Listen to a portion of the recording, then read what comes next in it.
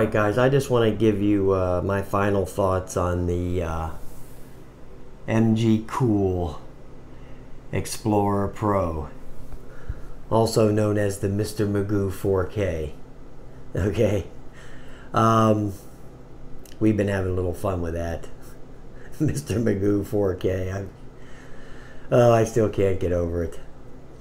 Yeah, I just want to go through these couple things here to give you my final thoughts on the good and the bad of this thing.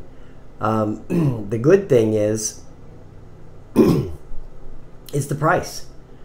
You know, it's very reasonable in price. I paid $45 for it.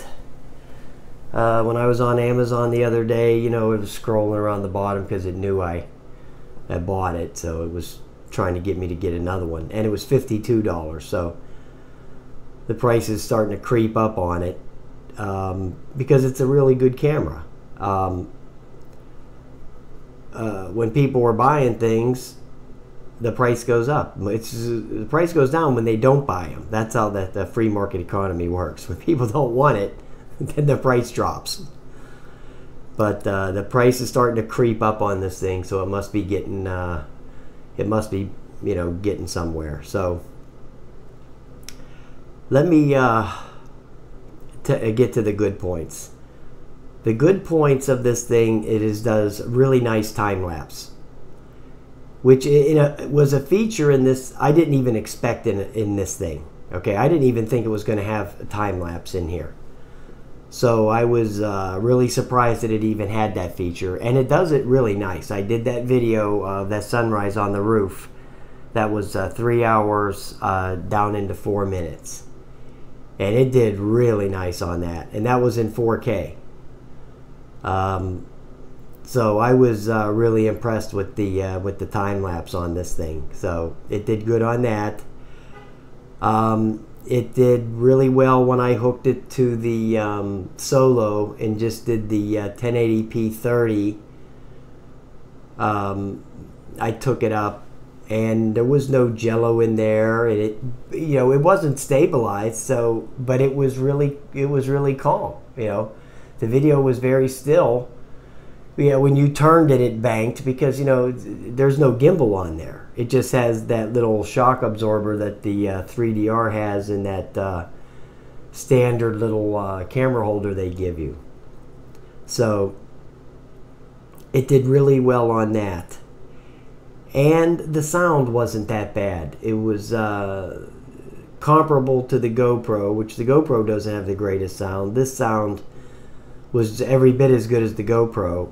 And it was way better than the Runcam 2, which I have, and it was way better than my Lightdow action cam. So the sound was okay. You know, it was better than most of these types of cameras. Now, what it didn't do well was the slow motion. I never posted the video because the video just was crappy, you know. So I didn't even bother posting the video. But I took some slow motion shots of some streams and some quads and some cars driving over top of the camera and stuff. And the video was just, it was bad, okay.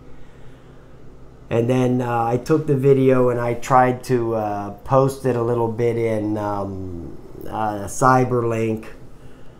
I put it in there and I fudged around with it a little bit.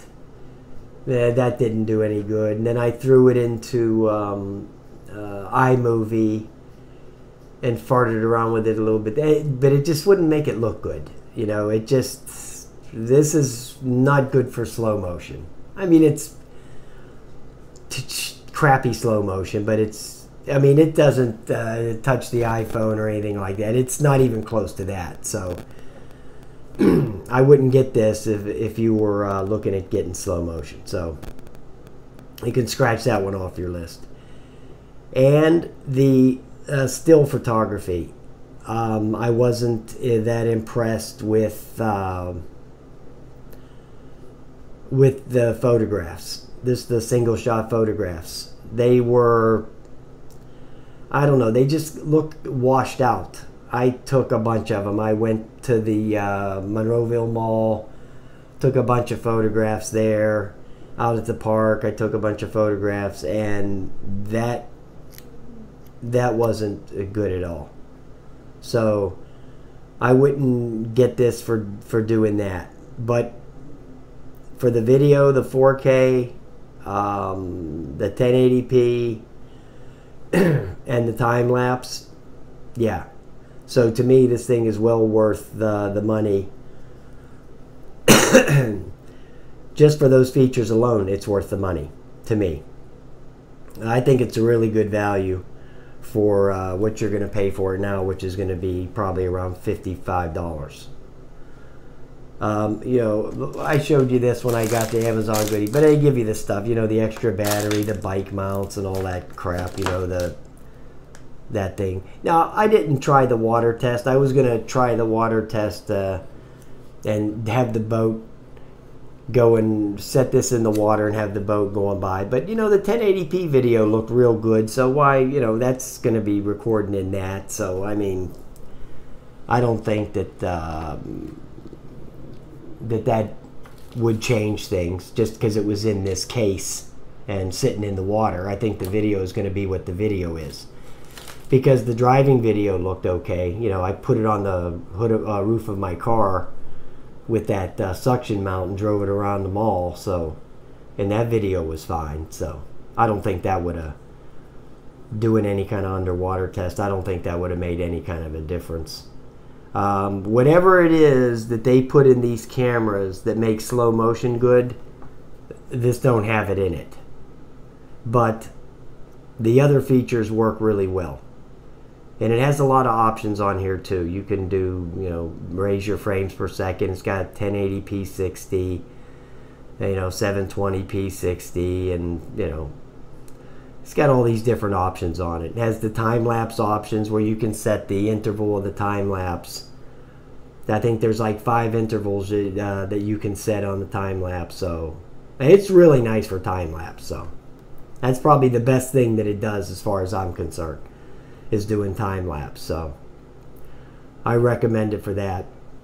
Now, I don't know what the max size SD card you can put in here. I have one of them 64 gig ultras in here, and it seems to work no problem. You know, I don't know if you can put a 128 in there. I didn't read the manual enough to look into that, because these things are so kind of self-explanatory from the menu. You really don't have to read the manual that much. Plus, it has a nice screen on the back too. The screen's real nice. It's big. It's bigger than some of the other ones. So I think it's a 2-inch screen. But all in all, I'd recommend getting this if you're in the market for one of these knockoff type, because, you know, those GoPros cost a lot. I haven't even bought one of them, and I got all kinds of this expensive crap, and I still haven't, you know, dropped $500 on one of these. I mean, it's really hard to go to a store and go, oh, give me one of these little doodads for $500. I mean, that's a hard sell to me. Getting one of them things for $500. My boss has hers, but she won that in a contest. Okay, believe me, she'd have never went out and bought that thing for no $500. So yeah, I think GoPros are a hard sell for that money. But yeah, I definitely recommend this thing. All right, guys, thanks for watching.